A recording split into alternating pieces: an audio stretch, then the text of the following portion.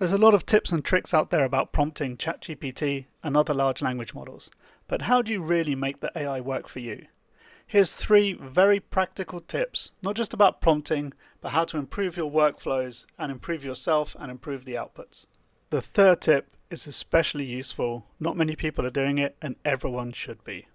So let's get straight into it. And most people get this wrong. They use AI in the wrong way. You want to keep your own voice, but enhance it with AI. You don't want to blindly use AI, and that way you just sound like AI or you sound like everyone else using AI. That's not what your employer wants.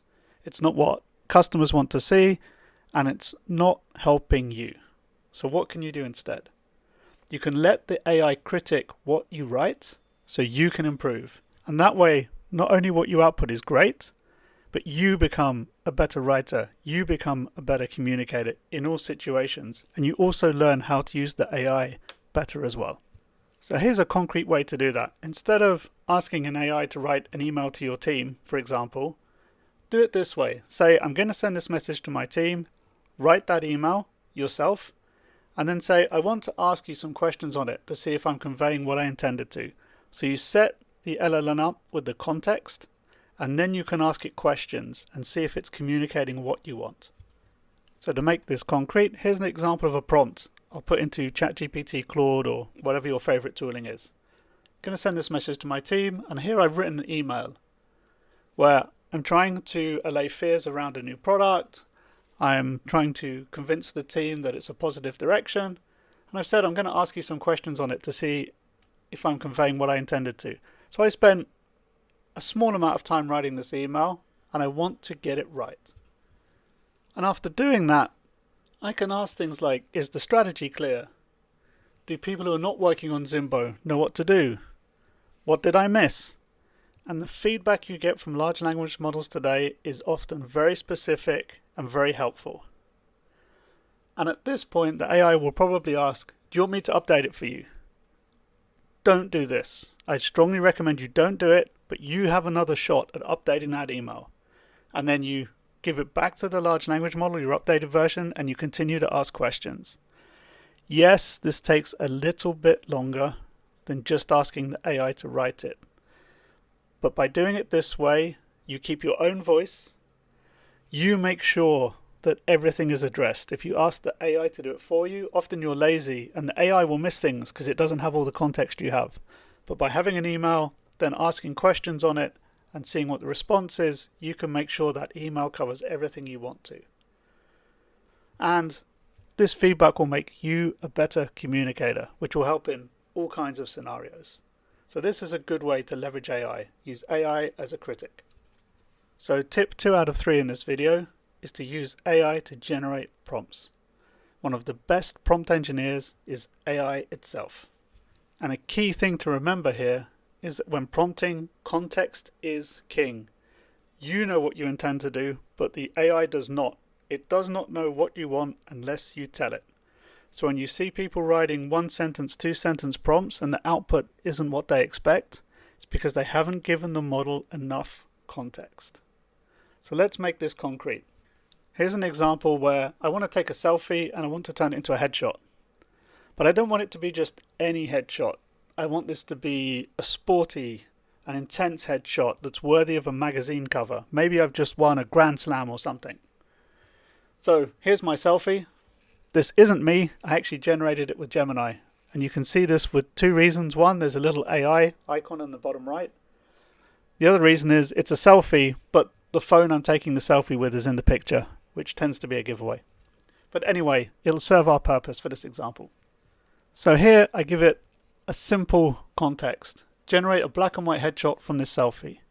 And it produces this, which is a reasonable attempt, but it's not what I wanted. Why? Because I didn't give the model the context that I want a sporty image, an intense image. So let's try that. Let's say turn this into a black and white headshot that is sporty, intense, and worthy of a cover of a magazine. And this is what I get back from ChatGPT. And it's better. You know, the guy's a bit more muscly, he's got a top on, it looks a bit sporty and intense, but it's not what I wanted. It doesn't look like I've just won a Grand Slam, and it's not what the picture I have in my head. So how do we do better? Well, I'm going to give the AI more information, more context, and I'm going to ask it to generate a prompt, not an image. And this is key. So here I've said, create a prompt that turns my phone photo into a black and white headshot, which is a close-up of the head with an intense expression, a bit of sweat, just like I've won a tennis grand slam.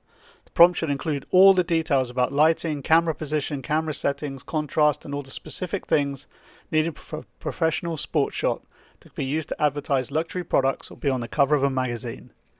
So this is giving the model a lot more context than what I actually want, and it's going to provide hopefully a much better prompt. So let's see how that works. So I put the prompt I just read into ChatGPT, and this is the prompt it comes out with. Transform this image into a dramatic black and white headshot, and so on. It contains information about contrast, it contains information about camera settings. It's a lot more detailed than what I myself would have written. And if I cut and paste that prompt and try and generate an image, this is what I get. It's closer, I guess, but honestly, to me, this guy just looks a bit angry and not really what I had in mind. So let's try the same thing, the same prompt, asking an LLM to create a prompt, but with a different large language model. So here I am, putting the same original prompt into Claude this time, and you can see as I scroll on the right, it produces a much more detailed prompt. So this looks good. It's got a lot more specifics about lighting, expression, the setup of the headshot that I want. So now I can cut and paste that prompt and again put it into a different model, in this case OpenAI, and here's what I get on the right. And this is much closer to what I envisaged in my head when I started this process of trying to get a headshot that looked like I've just won a tennis grand slam. So here's the takeaways. If you give the model more context, the model knows what you expect. It doesn't know what you don't tell it. And if you give more context, then ask a model to generate a prompt and then use that prompt for the task, that often results in even better results. And the important thing here is you can mix models. I used Gemini to generate the initial selfie. I used Claude to generate the prompt about changing that selfie into the picture. And then on ChatGPT, I use my Claude prompt and the original Gemini image to create the final image. Different models and different interfaces will have different results depending on the task you want. So play around with them, but AI as a prompt engineer is a massive trick to have up your sleeve.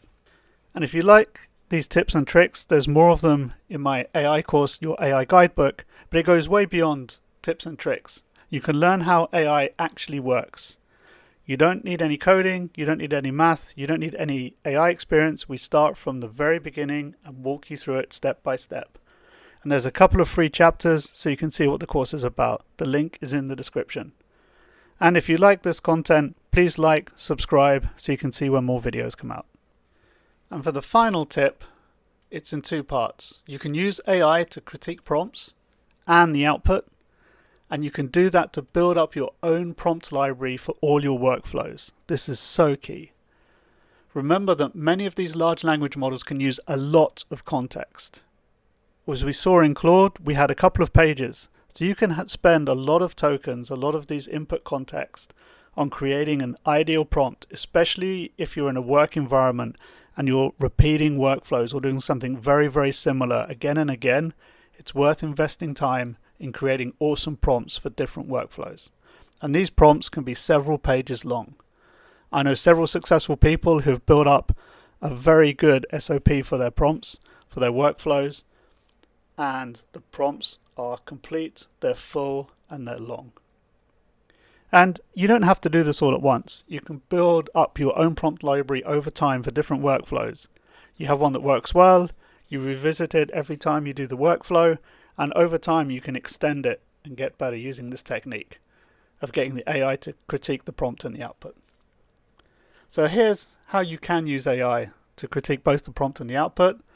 You can give it both and say, how can I make this prompt more specific? Or you can say, what is missing from this prompt if I want to, and insert whatever task you want to do. Or here's my prompt and the output. I don't like the output for whatever reason, you insert it, and I wanted to achieve something else, you insert the goal. Improve my prompt. By using prompts like this, where the AI is critiquing the prompt and the output, and you explaining what you want, over time you can gradually improve your prompt. Your 2-line prompt might turn into half a page, might turn into a page, and over time you can get more and more specific depending on the outputs you see. This will help you learn AI tools, it will help your workflows increase, and as agents become more prevalent, these prompts will be incredibly valuable. So constantly update your prompts as models improve and as tools change, and having your own prompt library where you're constantly updating, but also you're asking AI to critique these prompts is an incredible tool to have in your toolbox. So that's it for this video. Do check out the AI course in the description, and I'll see you in the next one.